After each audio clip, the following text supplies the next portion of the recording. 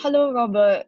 I, Thank you for joining us today on this episode of A Studio of One's Own, named after Virginia Woolf's A Room of One's Own.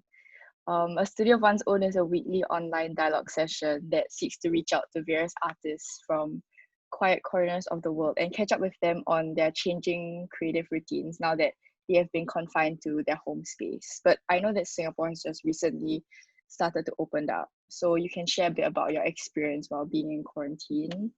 Robert Zhao is a Singaporean artist who is strongly informed by observations and ongoing research into the natural world, and his practice investigates and unravels the intertwining relationships between human and their habitats. So before I begin, do you mind just sharing a bit of an update of what you've been up to during this quarantine? um, so I have I have a baby, right? I have a child that's about 13 months, 14 months now, and so a lot of time is spent actually taking care of the baby.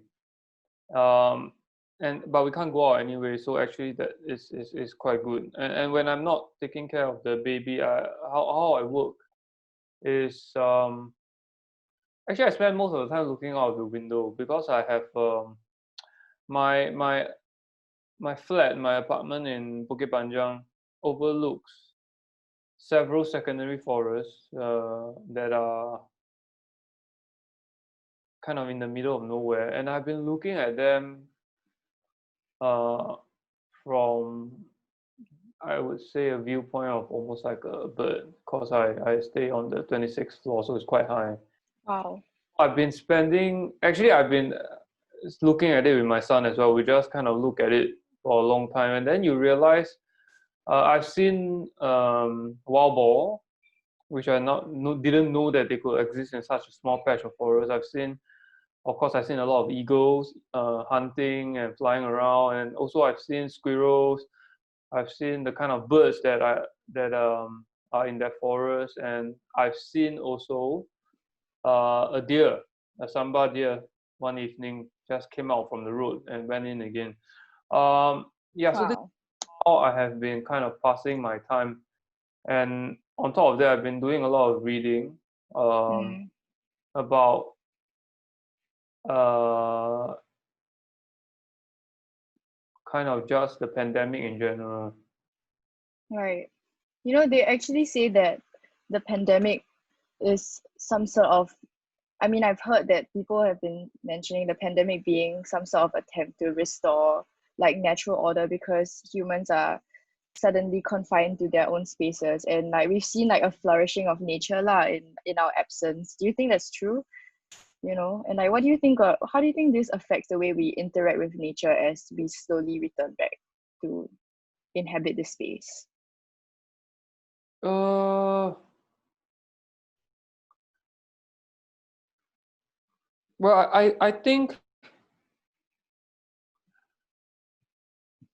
um, we have been very we have all been staying at home. So and in Singapore, the because it's a tropical climate, the grass, the weeds, and everything they grow back really fast. And you don't really know how fast nature kind of changes the landscape when you don't maintain it. So Mm-hmm. yeah, you and then suddenly when you're going out for a daily jog, do you realize that, oh wow, actually nature can grow over our pavements, can destroy our buildings if we don't maintain it. Yeah. So we have always been keeping. Actually, I would say that we have always been. We need more and more space. We've been encroaching into spaces which other non-human species are living in, and I guess this is one of the and this need for space and this inability to co-share our earth with other non-human species is one of the reasons how these viruses got exposed to us. I Mm. mean, I don't understand why it took so long uh, for China to ban trade in wildlife animals. until this pandemic, because there has been other pandemics in the past, like Yeah. and it's always a kind of a transfer from wild animals to humans when we get too close, unnecessarily close, and we don't really need. I don't see a need to kind of consume wild animals that is beyond our normal poultry and cattle and livestock that we have, you know. So hunting of wildlife or bushmeat, I think for a lot of yeah, maybe it's different for different places. Maybe a lot maybe in Laos or in Cambodia or in certain parts of the world, they need the protein Right. from wild animals. But I think um, yeah, but I think there should be laws in place for kind of consuming wild animals, and I'm glad that this happened when during the pandemic in China, so that I'm sure we kind of then have a definite kind of barrier or boundary with wild animals that we don't really need to be eating anyway. Yeah, that's true.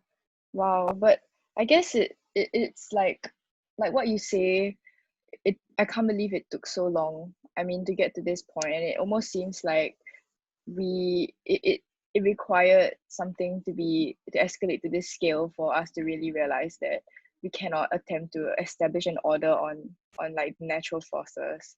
But the thing about this slowdown is everyone can't wait to go on, you know, to move on. Yeah. And everyone's talking about recovery and like the economy going again.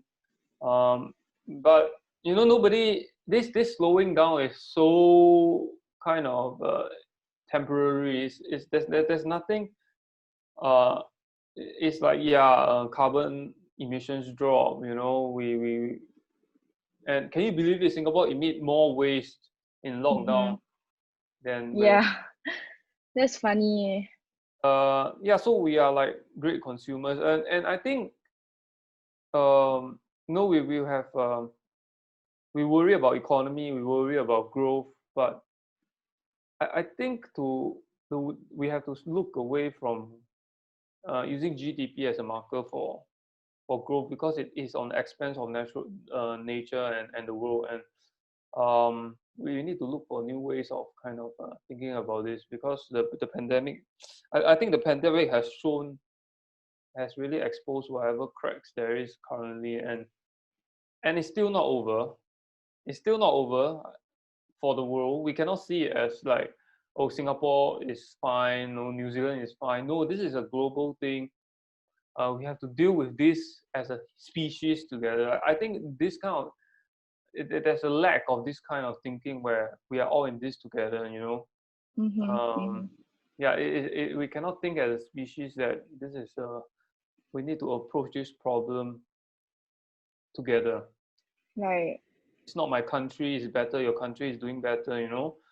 And we don't have that kind of thinking. It's just everyone's just trying ways to kind of counter this virus, to kind of fight it like an enemy.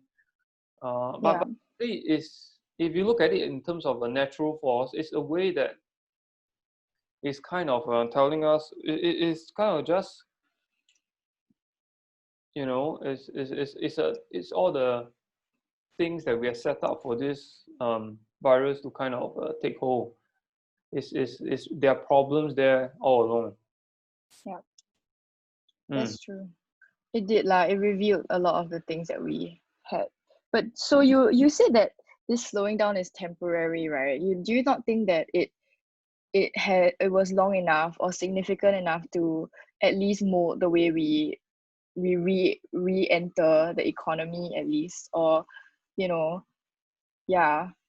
Or do you think it was, I mean, I know that like, you know, the human race has a very short memory and we will probably revert back to ourselves soon, but do you see this pandemic or this slowdown at least as having some sort of lasting change of awareness? I think it's temporary because we want, in our mind we keep on thinking this will be over. Hmm. we want to resume traveling, we want to go to the mall, we want to eat and have huge group of gatherings. Uh, so I think the mind state has not changed to something that we think that the world has to change. I don't think everyone is ready to have some kind of major shift in behavior. Right. Everyone can accept it for if it's 3 months or 4 months, but nobody wants to do this kind of isolation and like minimal living for a long time. Unless we have to, unless the virus decides to like just carry on and on and on, and we can't do anything about it until we find a vaccine. I think the only thing that is um no, I think we are not really kind of mentally kind of willing to change. No. That's fair. And I mean, a lot of people are going more into nature now, but I'm not necessarily sure if they necessarily have more respect for nature, or rather they're using it as a kind of a place for solace, as a place to kind of seek calm. I mean, that's but nature is more than that. Nature is a ecological process. It has a life of its own, and it doesn't really care about. I mean, human species, other non-human species can definitely cope very well, but as humans, we can't cope very well with this virus. Mm. Mm. Yeah, that's true. Actually, I mean, from all the artists some people I've spoken to, it's ironic that during this time of lockdown, they have like taken it upon themselves to explore, because I guess with like lesser people on the streets, you also feel like going out into the world alone is very important. Um, and and when you say like solace and like a place for solitude, I also see that as like a form of creation, I guess, to be alone with yourself. And this pandemic, besides just like putting a stop to human activity, it also kind of like interrupted. I mean, I would see it as an interruption on all social life. So you're suddenly like being made to stop consuming and to start looking inward. So how do you think that has been for you as an artist, like to not be able to attend any more events, or to have this like calendar year being in limbo, and how are you like redefining this like creative process being alone at home? Actually, my creative process has always been very alone. I Yeah. actually am very used to living life in a kind of a circuit breaker mode, because I go to do the groceries on weekdays afternoons or early mornings so that I can avoid people. I don't go to openings because I just want to look at the art and not talk to people. Yes. Yeah, and because I hardly even have time for my family or for my work, and I need a lot of time for my work because it involves a lot of going into the forest, or going to walk in nature and to observe nature and to read on what I'm looking at. So I have always been alone, and I need it because I need to be kind of alone in nature to kind of be optimal to see what's there and then what's missing. So I don't miss anything. And the thing is, although and I think people are creatures of yeah. So I just say that no, I don't. I'm very used to working in solitude and working alone. Mm. I don't miss going out for social gatherings. Um, and I'm very glad that a lot of meetings can happen on Zoom. Yes. Yes, and you realize you don't need to travel so much. Um, but the only thing that kind of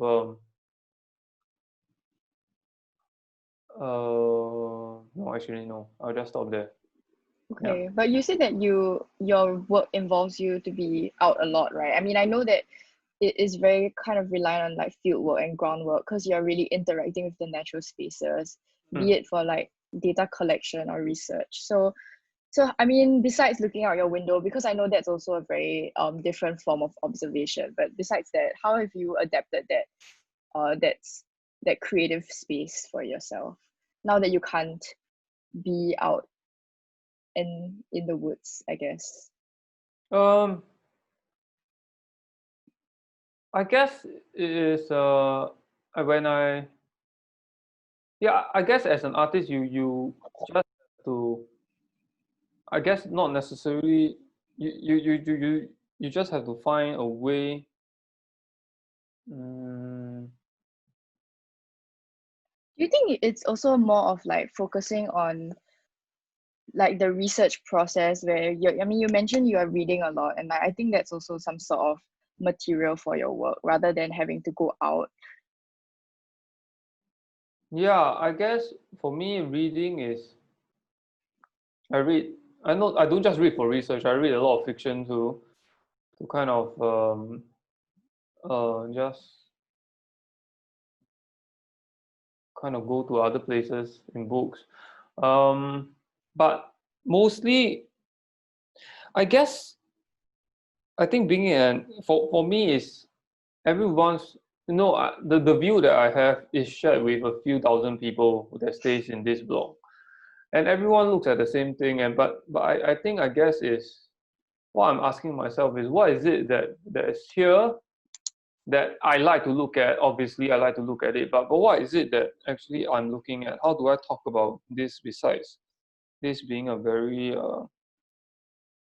nice view? So I think it takes time, and it takes a long time of looking and to, just trying to wait for the moment to come when you realize, oh, this is what I'm looking at. Um, yeah, so it takes a long time. It might take years, or I don't know. So this circuit breaker has taught me to be a bit more patient. Yeah, Okay. it's just like with a baby, right? It takes so long for them to do something, and then you realize actually nature works the same way. It's not very fast. They have their own ecological time. That is Yeah. not rushed like people. They don't. They just yeah, they just have their own way of life. So Yeah. Wow. That's true. I like what you say about ecological time because I think the very concept of time itself is something that we as humans try to establish so that we can understand, like, days, months and years better. But like, I guess with this like pause on life, there's also this new way we approach time because we don't really see like a day as a weekend or weekday anymore, and like these lines are blurred. So how do you navigate this way of understanding time now that we don't really have events to look forward to and things like that? Does it bother you? actually, when I look out the window, I can see parts of the rail corridor, and I realized, right, even though it was circuit breaker, it's weekends. It's only the weekends that the rail corridor is full of people walking and in nature, and that's very strange for me because now that we are working from home, you can do this any other evening. Yeah. You don't have to go to the groceries only on the weekend, which you used to, because you're having a 8 to 5 day, because you're working. Yeah, it's all very bizarre for me, and I realized how habitual and how humans are creatures of habit. And at the same time, I'm looking at eagles flying over, and they Wow. like a fixed time. It's not like every day 7 a.m. No. Then I realized that they just fly like according to I think most of the time is weather and heat, and the heat, because I think they use the heat to kind of glide over the landscape, or when they are hungry. So they have very, very different concerns. I'm sure they are not bounded by kind of a very strict regime like we have. Uh, but certain animals, I realize they learn our habits, especially animals that stay with us. So the miners in this area, they know when the rubbish trucks come, so they'll be there before the trucks come to pick up on all the rubbish, on all the food that may drop away, or like, and they know when the grass is being cut, so they will station them to eat the bugs. Um, they have kind of time and habitualize themselves to feed our schedules or our Wow. bodies. Um, so um, yeah, actually for me is I think um, well, one thing I'm trying to unlearn is to kind of be more reactive to what my surroundings rather than to keep to a certain kind of a fixed time. I mean, it's very comfortable even for babies. If you have a routine, they love it because they know what's coming. But I realize nature doesn't work like that. Nature has no routine. It just comes and go. It is not a night or a day. It's just different environment and different situations. In fact, I think more things happen in nature at night than in the day, just because there are less people around in the night. Yeah. So that's my Mm. that's my thinking when I look at. So most of my thoughts and almost of my workings are really based on my observations from outside the window. So interesting. So like when you see it being crowded in the corridor, you kind of like know it's a weekend. It's like this new way of charting how what time it is and what day it is just by observing from. Mm. Yeah, That's and cool. yeah, so yeah, it's very strange that and now that it's phase two, suddenly there's nobody walking this weekend. Really? Yeah, because people can go to the malls and people can go and eat. So the parks, and I'm sure the parks and people exercising, I'm sure the numbers drop. I mean, already yesterday when I was jogging, the this very rural route that I have, there was nobody jogging with me. Usually there will be at least six Wow. people. And then you see immediately when you can start to go to retail places, you don't have to live a life of another life. But for me, it was the same whether phase two, phase one, I still jog in the same place. I still kind of work in the same way. So there's really kind of no difference to me. Yeah. I mean, that's so interesting. That's so funny. Like to see, I mean, people walk, they change their habits, I guess. I mean, I would think that 3 months is enough to develop a habit. So when it started opening up, they would just continue that habit of going to the corridor. But no, so No, it's just empty. Wow, no, that's quite sad, yeah. it's just, I mean, it's good because I think the human impact and the human presence is the corridor does affect a lot of nature. I think, yeah, I think otherwise a very quiet corridor on most time of the year will have more animals. Hmm. But this sudden influx of people in natural spaces is not good. Hmm. Good for us, but I can't say so for whether our presence is desirable for other species. Hmm. And Yeah. you already have people complaining that the grass is too tall, when I'm in the park. I mean, what kind of language is that? And there's too many mosquitoes, we need to get out of this park. I mean, when you go to a park, what do you expect? If Yeah.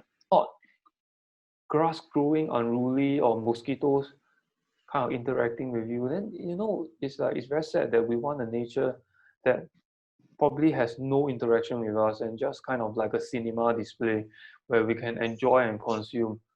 Yes. Yeah. So when the pandemic happens, it's a bit like Sadago crawl out of the screen and kind of tell you, we are all part of this together. And Okay. That's such an interesting analogy. It's not yeah, so scary, right? I don't think it's like so scary leh. I think it's more of like now you can go and enjoy the woods like that. yeah, but there's also the problem with dengue. Every mosquito bite is going to send you into like, am I going to die? Yeah, that's true. Um, but yeah, so it's actually very frustrating because you're already afraid of getting COVID. Then you go out into nature and then you get a mosquito bite, and you're like, am Mm-hmm. I dengue? And like it's just a whole series of fear that like am I going to, but actually yeah, it's actually very hard. And I think mosquitoes are, I don't know, it's very telling of our relationship with nature. They are a natural thing that happen, but they are also something that we're very uncomfortable with. Mm. Mm. Are you intrigued? Is that going to be the source for your your new work, mosquitoes? I heard that I mean, there was this hypothetical research done that if you eliminate the mosquito species, the ecosystem will be fine because it only thrives on human blood, and other than that, Really, yeah, not yeah. a lot of birds and other, I'm sure a lot of species feed on mosquitoes. But there are so many alternatives, and mosquitoes are so small. I feel like they might be. There are even smaller organisms that feed on mosquitoes. I think when there are mosquitoes, it's a sign that there are other animals. It's not just, you see, it's that the mosquitoes are feeding on us. There are other animals that feed on the mosquito, like spiders, Yeah, uh, insects, frogs, lizards, and ants. Maybe, I don't know. You cannot discount um, that. You see, we always don't think of everyone thing as a whole, and that the when I think a lot of mosquitoes in the forest, um, they are fine because not a lot of people go there anyway. So I like to believe that they are a bit less prone to diseases. But when we get bitten by mosquito, we always get very irritated. Oh, can we go now? There's so many mosquitoes. But actually, we don't think about that. This is also one of the possibly the only meaningful contribution we have to the ecological system. That we kind of pass it on. The yeah. feeds on us, and then some insect feeds on the mosquito, and then it just gets on. But we just see ourselves as this, like, oh, it's so bloody irritating. Mm, Bloody irritating. Was that on purpose? But no. okay, but yeah, wow, that's such an insightful observation. I hate mosquitoes, but I think Yeah, but yeah, to fear them instead of hate them, but because of the potential of dengue, mm, we also can kind of think about, like, we are in a space where it's not just people. I mean, cities are built for people, for sure, but nature will always come. Nature does not know that, and I don't mm, know. I've seen butterflies on the 26th floor. How is that even possible? wow, Or like bees and other insects, and like how on earth is it natural for them to fly so high? What are they looking for? So right, we really kind of changed the system a lot. So it's bound that we'll interact with them in ways that we cannot control. I mean, if you want to control, then you will just keep on fumigating or smoking out everyone. I mean, I've seen them smoke out a forest. I mean, like, huh, yeah, I think it's routine and it's a law, but it's like a huge patch of forest, and then there's this security guard post there, and he's just fumigating the security guard. I was like, what the fuck? What is that for? I mean, you think the mosquitoes are only in the security guard house and not in the forest? I mean, it's like so lame. yeah, it is. Wow. Yeah, it is quite funny if you think about how easily irritated we are with such small things. I didn't know that they fumigated the forest also, or just the security guard post. The parts where there are people, Okay, okay. forest, they'll kind of fumigate it. But Wow. That's anyway, interesting. Okay. But yeah, I mean, okay, speaking about habits and how nature is not a habit that will be endured after. I mean, like going to walk on walks and stuff is not something that is enduring. I'm actually looking at this other habit, which is this shift towards like an online platform. Meaning exhibitions, shows, and plays are all kind of being adapted to the screen because of the COVID pandemic. And I know like you're a media artist, but a lot of your works, there is an element of objectness to it, like the way you exhibit them, even your images, they are shown in light boxes and there is like a tangibility. So how do you see this virtual world as a space for exhibition, and like do you think it's going to be a trend that will endure past the pandemic? I think I think we already see this digitization of content before the pandemic, where museums are sharing all their free archives online. So, but it's just gotten more. Now there are a lot of exhibitions move online. Some of the exhibitions that move online have a virtual walkthrough. You click. Or some of them will do a video tour. And okay, I think these are informative, but I'm not sure if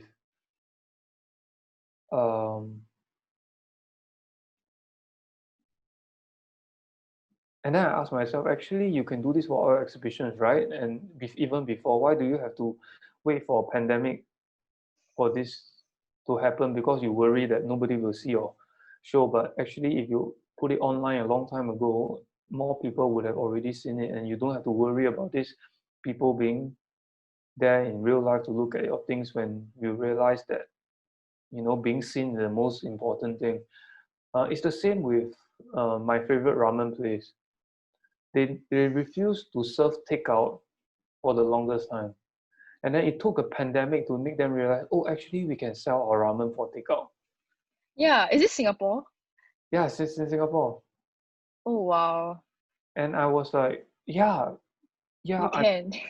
can. And it's actually, I mean, for me as a parent, it's really annoying to eat with my kid outside. So I appreciate that I can eat my ramen at home with a takeout. So, okay, so what I'm saying is that a lot of this going online and looking at exhibitions as a video or as a walkthrough, I feel it's a very knee-jerk reaction to what's happening now. And I don't feel like I naturally would have enjoyed it much more. Or in fact, it's very much less to look at photographs and video. I mean, for videos, I guess it's fine. But the exhibitions that I like are actually those that are quickly kind of curated and jumbled together to talk about the pandemic. I think those are a bit more interesting for me to see how. But it's a bit rushed. Of course, it's a bit rushed. But you can kind of curate a show that talks about the pandemic, our reactions, our thoughts about it. So I enjoy looking at those. So because it's kind of fitting to the time, it's not just a knee-jerk reaction to move content online. Yes. There's like a sense of spontaneity to just like. Yeah, and it's also more important to me because talking about my current situation, right? And why I'm looking at exhibition online, not because of anything else, I think there's a double link of why I'm looking at it online and why I'm looking at the work.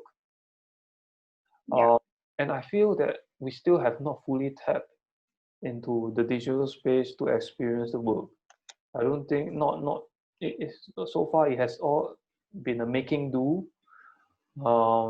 It's just like this stay-at-home session. It's kind of like a make do thing right now. But I don't think we have really gotten the essence of how this digital space can benefit everyone. I'm not sure if it's enduring. I think it's definitely a new potential, but I'm not sure if we're utilizing it conceptually and contextually enough. Yeah, for sure. Cannot just be a migration of all of our usual content into the screen, because I mean, it's good for talks because you have a global audience. Suddenly you realize it's better to do it online because you can reach more people than your usual in a lecture hall where it's just kind of very hard to get to. I mean, we discovered new things, but I think there's still much more ways that we can develop this.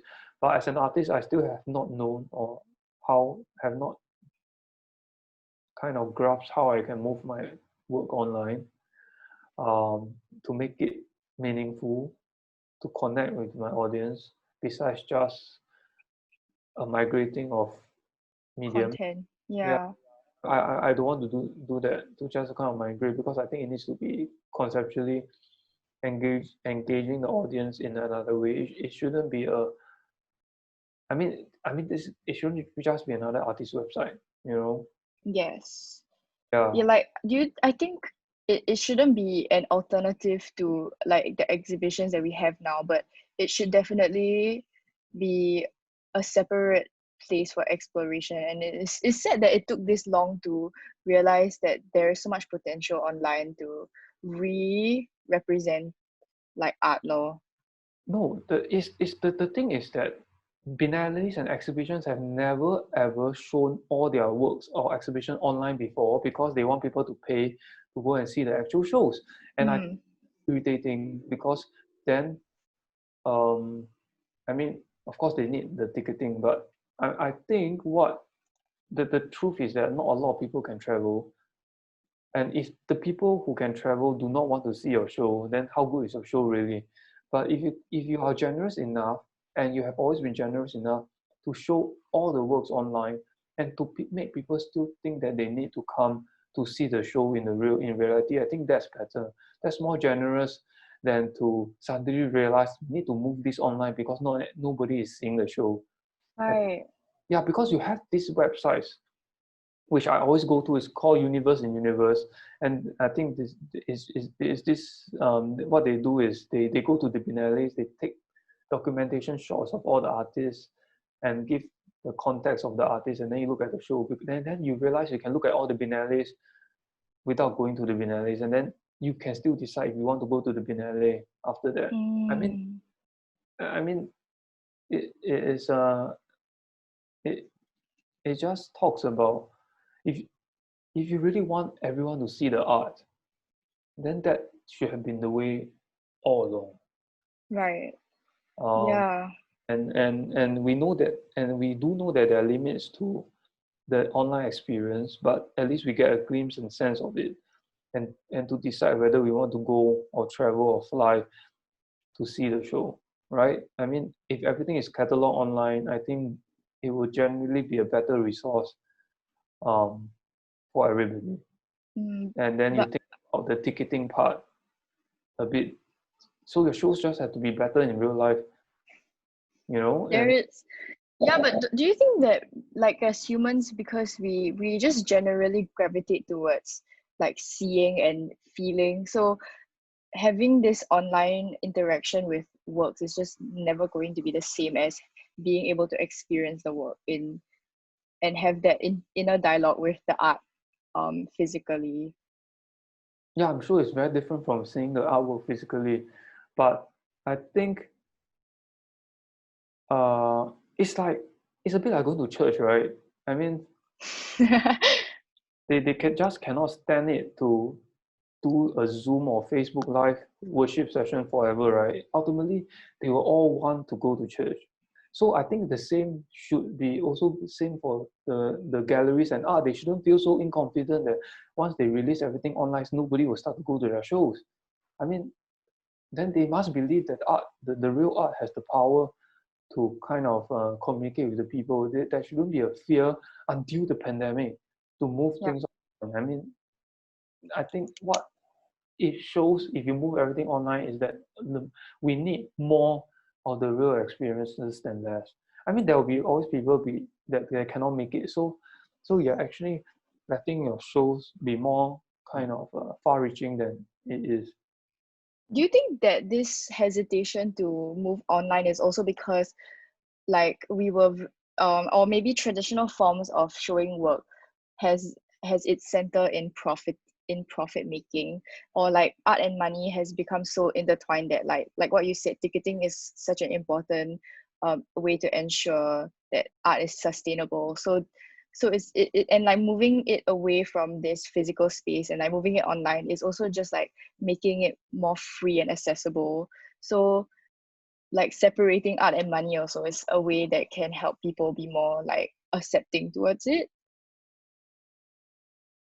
Uh, No, I think it's not about separating art and money. It's about um it's I think it's about letting people realize that they need to see the real thing. It's like when you travel, right? You go on TripAdvisor, you've seen all the photos of the space, doesn't mean you don't go.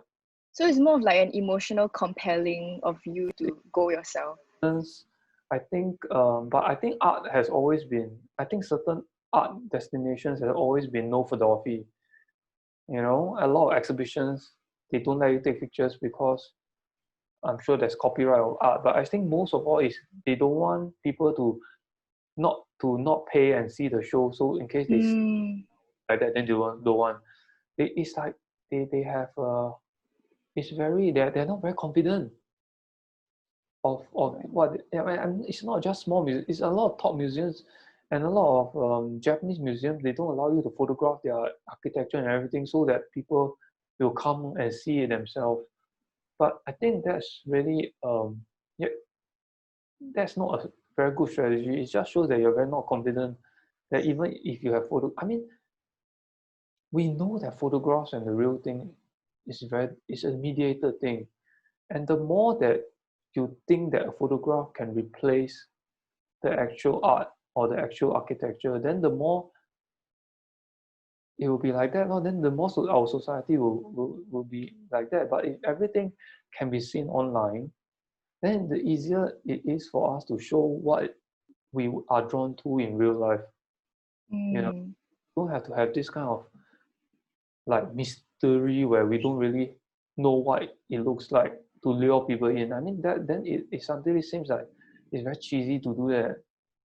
It's like Yeah, so cheesy places where you don't know what it looks like because you have to see in real life. It's like lame lah. okay, that's true. That's true. Yeah. I get what you mean. I think that's also why like social media is powerful in getting people. I mean, it's a different reason for that attraction, but also like this very widespread photographs. Like in National Gallery, they have a lot of these like Instagram worthy things. It draws people in lah. It speaks for itself, I guess. Even though No, that's different. That's not about the art. That's yeah. about thinking exactly like this that people must come here to take photographs, so Mm, photographing, but it's nothing about the art. it's marketing. It's different. It's no, that's totally the opposite spectrum of confidence in your art because they need to do other things to make people come and look at art. So that's like, and This like then they don't know how the exhibition and like, but you know what the other parts. I mean, that's the other part of the problem where you, mm, but it's not really of the art, but it's something else distracting altogether to to do social outreach. yeah, And there's a different kind of draw lah. It's just a very it's like on one hand some museums are like not confident enough to show their work, but this is like overly confident, right? Like they are just like selling themselves like that. no, I don't think it's overly confident. I think is is trying to engage desperately, uh, Okay. make themselves kind. Um, I don't know. I never enjoyed like all these um things created specifically for a spectacle. So Mm, rough, like the everyone crowd together to take the birthday shot, and I've never enjoyed that because that nothing of the birthday celebration is actually like everyone stand together and look at the camera. There's no moment that yeah. is like that. That is the worst possible part of a birthday celebration.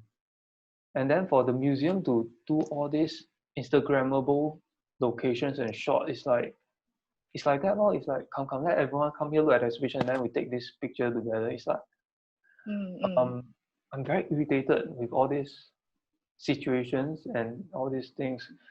But I'm very extreme. I hate birthday parties. Um, Wow. so anyway, we should move on into the Yes. sides of the art scene in the pandemic. Yes, no, we are already there. Yeah, but okay, I mean I want to ask since I mean, I'm sure you read the article that was done by Straits Times that labeled artists as the topmost non-essential profession. I'm not gonna ask you about what you think about it being non-essential or whether you think it's essential, but I guess I'm curious to know what role you see art playing in times of crisis, or in this case, the pandemic. Not based on like how much money you're earning or like how much you can contribute to society, but in terms of just the role. Oh, you're talking about how the public poll that the arts is least essential during these pandemic times. So the public poll, actually I didn't think too much of it because I always felt that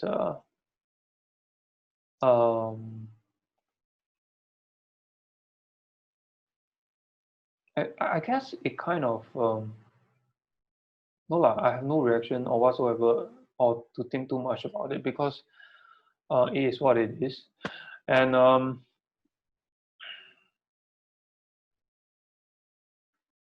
what is your question again? No, as in my question is I sorry, but I don't really care what people think about like whether or not they're essential or not lah. I mean, it is what it is. But my question is, do you see a role of the arts in a pandemic? Like, do you think that artists have some sort of like responsibility to translate these like moments? I mean, like what you're doing technically is already like trying to observe this environment in its new in this new normal, right? And that's some sort of like translation of crisis. So I guess like, I mean, the poll is very centered around like wage. I mean, the point of the public poll was to talk about minimum wage and essential workers, but I'm not concerned about that because I mean, art itself is as a career is very different from just like money making and having like a very successful life or something. So I'm just curious to know, what is the role of an artist during this pandemic?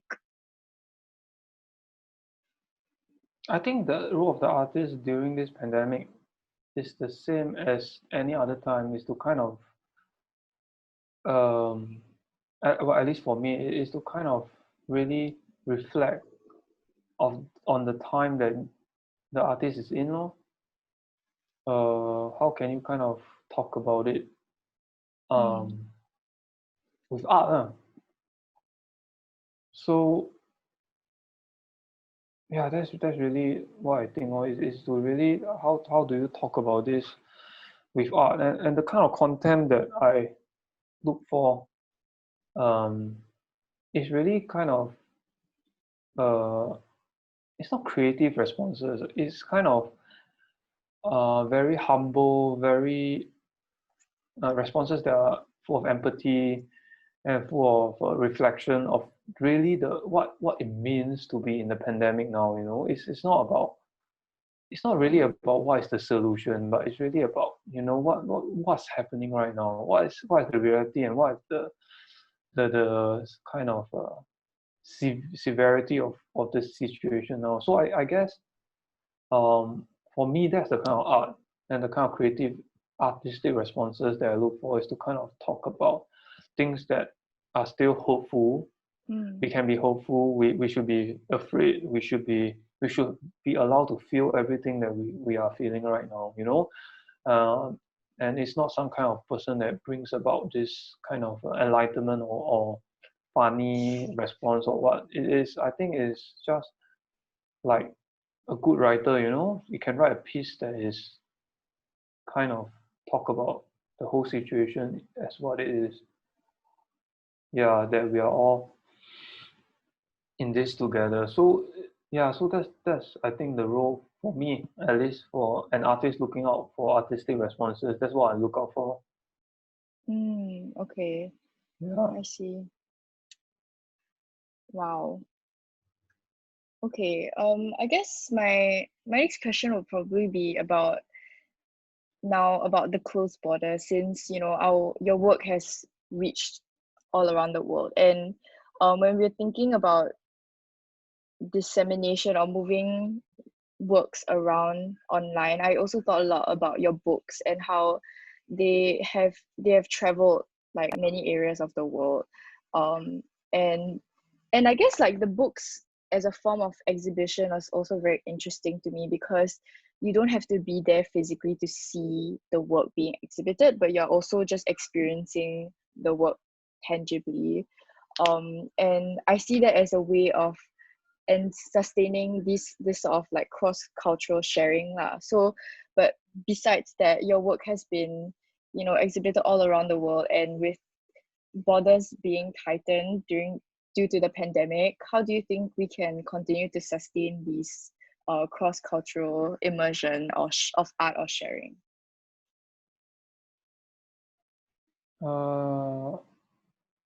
So far I've been I realize it's possible that I can create work without even me being there. I have one project in Guangzhou and one project in Busan now. Yeah. Both are being carried out with instructions, and I have a staff of the museum being my research assistant. And the Busan one is the most extreme one because I haven't even been to there to recce. It's all with photography and video, and then we're going to have a Skype video to decide how we're going to do the work in the site. And I think that's great because then you realize you don't really have to travel. There's a lot of carbon footprint for an arts exhibition. There's a lot of resources being used up for flight. But I think what I can do, or what I think I want to do, is to kind of work with local, kind of a local person, and to kind of realize the work. I think I need to kind of think about that a bit more because this people from the respective biennales and exhibitions are actually a huge part of the exhibition, and they need to make certain decisions that I need to talk to them about. So they have as much kind of they are as involved as I am, and they should be because I'm not there to assess the situation when it's unfolding. So I guess there's even more. For me, I have to work harder to kind of collaborate and to talk with them so that work can become what I want. So does that mean you are kind of like they are making the work on your behalf, but you're giving them the instructions to make it? Yeah. Wow, that's so interesting. That's like I do videos and photographs. So actually, it just involves a lot of remote sensing cameras in the forest or in parts of the city. They just have to install it, find the angle in which I want it to be, and that's it, lor. And then we collect the video, download it, send it to me. I edit the video, and then they build the structures to show the video, and then that's it. And then, yeah, but they have to locate the location in which I can create the video. In these cases, I'm looking for trees that have grown out naturally in the city, like those that are an accident. And then to film the tree with the camera. So actually a lot of this, right, you realize I don't have to be there to do it. I mean, it would be good because certain artistic decisions can be made faster. immediately, yeah. Right now, so I'm actually thinking that I can instruct people to do this based on the self-instructions. So they have and then the ownership of the work passes on to someone from that space instead of me. So I think maybe that is something that I may want to look at when I cannot travel anymore. because for me it's not so much that I do the work, but it's more of that the vision of the work Has been fulfilled. in different cities, and that because it's all part of an idea to document uh, unseen or underappreciated kind of natural forces that are happening in the city. And I think as long as I see it as a documentation of all these phenomena in different cities around the world, and I don't have to be the one doing it. I just need to kind of accumulate all these stories, and it can be anybody that can help me to do it. And so this is something that I'm trying to do for the upcoming SIPF masterclass, but I'm not called. I don't think mine is a masterclass. Mine is more like a workshop because I need to collaborate. I want to collaborate with the people who are in the workshop, especially those that are coming in from overseas, to kind of like, create a project together to kind of document nature in the city in different cities. Wow. Mm. So there's this like, it's like this experience kind of change the way you look at art making for yourself, or has this always been something that you wanted to do and this has just been like a good opportunity for you to try that? No, actually, I've always been very want to be in control of a lot of the elements and things in my work. But then when you realize you can't, then you have to decide on what is actually the most part of the work. Is my control really necessary, or is the message more important? So in this case, I realized actually it's more efficient to kind of work locally, if there's an opportunity to, and then to kind of expand the work like that. Oh, I see. Wow, okay. Thank you, Robert, for sharing. I think we have come to the end of our dialogue session. And yeah, it was a really insightful discussion. So thank you for joining us today. Thank you, Kim.